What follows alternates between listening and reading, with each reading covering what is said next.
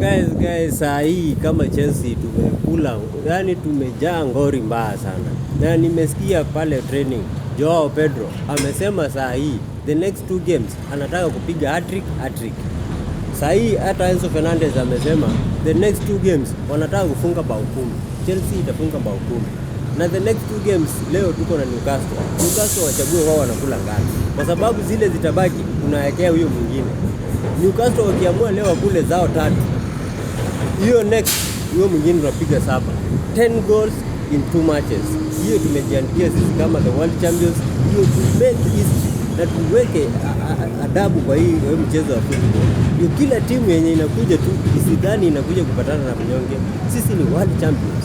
Hii baji world champions. Na lazima tutaua Mungu. So Newcastle wakikula zao 4, hao wengine watakula 6.